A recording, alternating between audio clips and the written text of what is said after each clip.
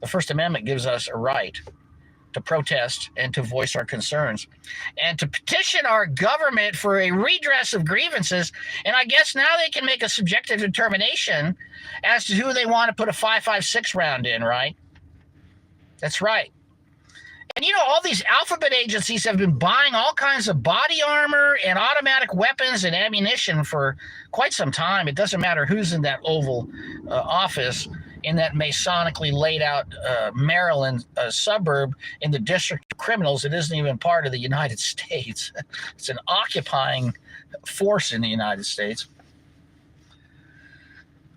This is the calm before the storm, folks. And I don't know what they're going to do, but they got a lot of different operations they can run. They got a lot of plans they can play with. They got a lot of things they can do because they know we're stupid. Well, I shouldn't say that I'm not. I know my audience is not stupid. I know that the people that listen to my voice and read the information I've put out over the years are not stupid anymore. And it's not your fault if you are stupid because you don't know any better because no one's ever told you. They're not going to teach you the truth in school. They're not going to teach you the truth in church. Joke.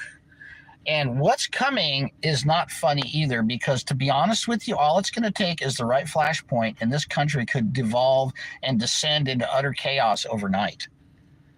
Because if they do something to Orange Man, or if the Congress decides not to certify the Electoral College vote based on past legal precedents, like, we have a convicted felon that we just elected allegedly, and they decide to nullify or refuse to certify, do you know what's going to happen overnight in this country? So what I'm telling you and what the purpose of this broadcast is are twofold, okay? Number one, be prepared for anything at any time going forward. And you need to be spiritually awake, and you need to be able to discern the signs and sounds and songs and headlines and words of the times. Because we live in dangerous times, ladies and gentlemen. The world is on the brink of World War III. If you've ever read Morals and Dogma by Albert Pike, you will understand what is going on, where it's going on, why it's going on, and what the goal of what is going on is. And if you want a Reader's Digest condensed version of what is going on and what is going on and what's the outcome-based operation going to be, what is the intended goal, then just watch the Hunger Games. And you need to realize that Trump just hired the lady that wears the funny hat, who's a farmer operative. And I've told you in previous videos that this next pandemic or scamdemic or this fake virus operation they're going to run this time, possibly, if not definitely, will not necessarily involve a vaccine, but this time it's going to involve a pill. This next president, that whoever gets installed or whoever remains in place or in power, is going to be the pill president, ladies and gentlemen. Mark my words. May you keep your eyes and ears open. May you keep your heart open to the truth. May you keep your thoughts pure and your courage deep and strong and rooted in the Holy Spirit and in righteousness and not in fear. Because that's all we've got, folks. The world systems are set up to destroy us. Everything is designed to harm us. Everything is designed to deceive us. And Jesus Christ came into the world to bring a great light to the darkness and to show us the way, the truth, and the life. And what did they do to him? They said, crucify him and give us Barabbas, who was an insurrectionist and a murderer. And they said, let his blood be upon us and our children. And yet the scriptures teach that he performed so many miracles that all the books in the world couldn't contain the accounts of them.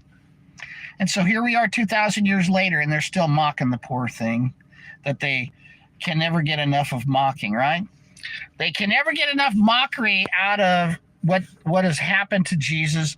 And as a matter of fact, when you go, you could see the trophy in the Catholic Church. You can see the snake viper fangs in the Vatican. You can go see the satanic operation still mocking Jesus Christ today. Just turn on your television. Just turn on the radio, just turn on the music, just turn on the music videos, just open the cartoons, just open the videos that your children are watching, just open the video games that your children are watching, just open the textbooks and the biology classes that your children are reading, just open the curriculum for the kindergartners in the public schools where they're coloring all the erogenous zones of the body. Just look at what the children's hospitals are doing with the hormone replacement and the surgeries on minors. Just look at what's going on, and we're going to make this country great again. And we're not going to stand for all these problems that they gave us, and we're not going to be divided anymore. We're going to sit here and we're going to make everybody united, and we're going to bring order and law and order back to this country. We're going to close our borders. We're going to send people back, and we're going to control this place, and we're going to make opportunity. We're going to make the United States the greatest country on the face of the earth. And we're going to do everything we can to make all of you. I promise you, these are my promises to you. You're going to be so happy. You're going to love it. You're just going to love it. And this is the best time to be alive. And people are going to they're going to look back on this historic event. And, they're just going to be so happy. And so, there's no talk about dismantling the Federal Reserve or bringing the troops home and taking care of this country. There's no talk of what's going to stop anything, folks. It's just more sleeping gas and mockery. And I'm going to be honest with you. I'm sick of it. Okay. This is Joe Imbriano signing off. Thank you for tuning in. Have a blessed weekend. Take care, ladies. But it's just way too quiet. I just have this feeling that something ain't right. You guys know what this represents? Tell us, sir. Maybe it's the calm before the storm. What's the storm? Could be the calm before the storm. What storm is We have the world's great military people in this room, I will tell you that. And we're going to have a great evening. Thank you all for coming. It's the calm before the storm.